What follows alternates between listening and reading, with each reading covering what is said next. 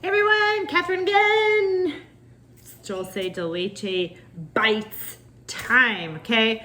5 ingredients, that's all these are gonna take, at least for the cake, okay?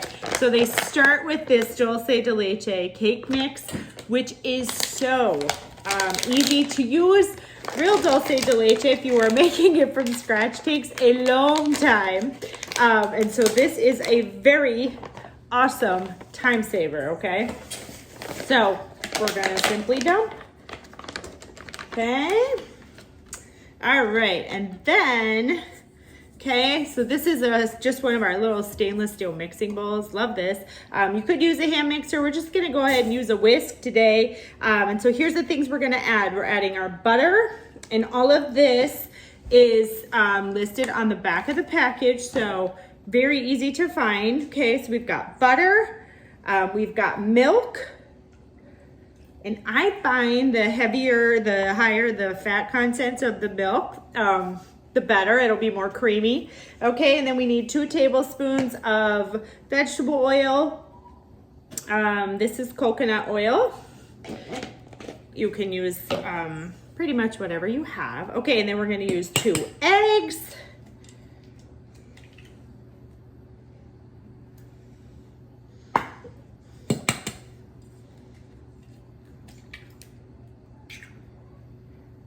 All right. Oh, I picked the messiest eggs. Okay. And then we're just, you guys know the drill. You do. We're going to mix away.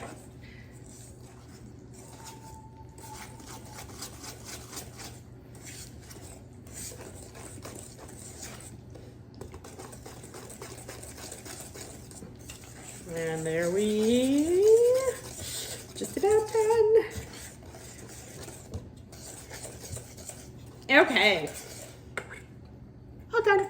Okay, all right, so as far as baking this, you could simply put this into a 9x13, bake, according to directions, and you are done. But for these bites, we're gonna use the brownie pan.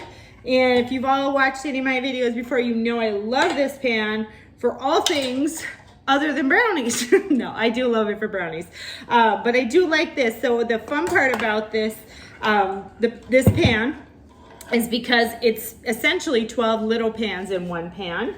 Every piece is kind of like a full cake. So you kind of get that nice crust, crispy outside and the gooey center. So it's kind of the best of all the worlds in one small bite-sized piece, okay? This is our large scoop, and I'm just going to do 1 scoop per well. Helps to keep them nice and uniform, and this is also the perfect amount for cake, for the cake wells. Oops.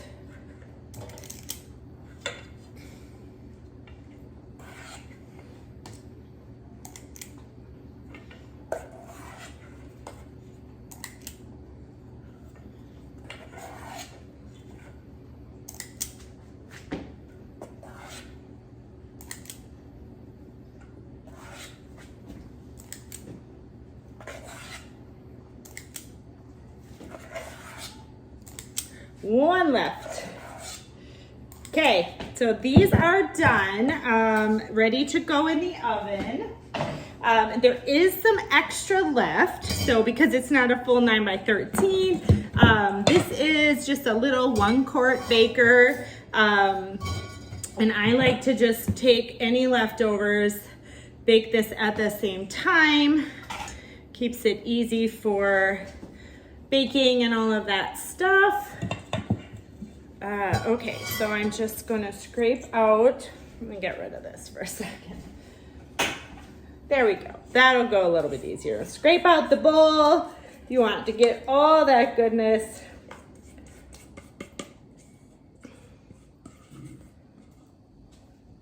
Okay, and this is not going to be super massive. It'll spread as it bakes, but I'll just spread it out. This is a pretty thin cake, but it's delicious as well, and obviously uses the leftovers without wasting. Okay, so these are gonna go in the oven, and then we will be back shortly to press them. And do the topping. So we'll see you in a bit. Okay, they're out of the oven. Ooh, whoops, there they are. Okay, next thing we're gonna do with these, I let them sit for just 5 minutes, okay? So a little bit of cool off, they're not completely cooled, but 5 minutes is kind of the magic number for using the boat press, okay? So here is the bottom of the boat press. And then we have 3 choices. This is for the muffin pan, this is for the mini loaf pan, and this one is the one we're gonna use for the brownie pan. And I did put a little bit of butter on it just to make sure that it doesn't stick to the first one with the cake. If you're doing something, you know, that's not as cakey, wow, brownies, something like that, meatloaves, anything, you know, it usually doesn't stick quite as much, but I just like to make sure. So this perfectly fits in the wells, and we're simply gonna push, and you can see here till it's done.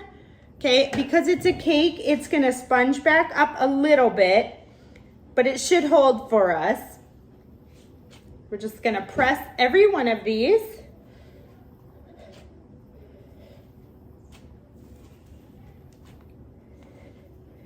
Okay, and you'll want to do this in the pan so that when you push them, they don't just fall apart.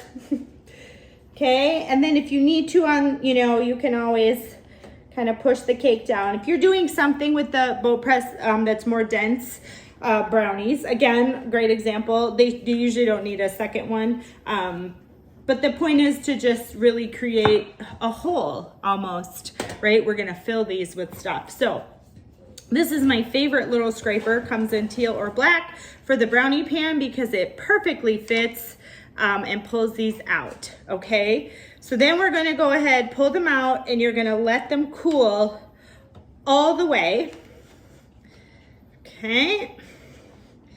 And then once they have cooled, then we will be ready to fill them with even more yummy stuff, okay? So we'll be back in a bit.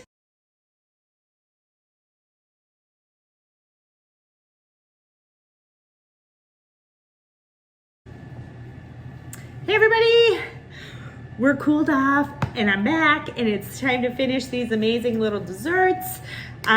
So we've got, look at that, fun little wells to fill. This is where you get to get a little bit creative and decide what you want to do. So a couple of options. And probably at the beginning, we should have gone over dulce de leche. It's a Mexican-inspired a dish. You'll see it a lot of times as like a churro dipping sauce. Dulce de leche cake actually comes to us from that part of the world. And so dulce de leche is milk. It's basically just caramelized milk. So if you think about, you know, when you take an onion and caramelize it, you're basically doing the same thing with the milk. So if you want to make your own, it's as simple as getting a can of, you know, sweetened condensed milk, and it just water baths for quite a while. If that is something you would like the instructions on, let me know and I'd be happy to send them. But you basically take that milk, it just water baths, and when you open it, it looks very much like a caramel. And if you give it to kids with apples, they probably will think it is caramel. And so I made that before. This, what I have here as an option, this is just a buttercream frosting, which, you know, is just butter, powdered sugar, a little bit of cream, some vanilla. And then when I did that dulce de leche that I made, I put about half the can, you know, in there, and I mixed it up. So it's a faint dulce de leche, but dulce de leche nonetheless. And a couple other options for you. A cream cheese frosting with cinnamon added to it would be awesome with these as well. And the same, whether you're doing the bites with, you know, the wells, or you're doing a, you know, 9x13 or a whatever size you're doing, it's all the same, okay? So what we're gonna do though today is I've got, this is the small scoop. So if you remember, we use the large scoop for the batter, and then the small, and you just squeeze the handle, and it just, look at that, it just cleans out the scoop. So it's very easy. There's a middle size, so you kind of get to decide. These are really sweet. And so I think, you know, less is maybe more on these, although given the choice, I will always pick frosting. But we're just gonna do the smaller scoop on these. Okay. And so we just fill away. This is it. It's not difficult. And once you have this made, you can just keep it on hand, the frosting, or just buy one from the store. You know, those are perfect as well. You easily could mix in either dulce de leche or like a caramel into the frosting, or do the cinnamon. All of those are options. Okay, so that is, there's that, okay?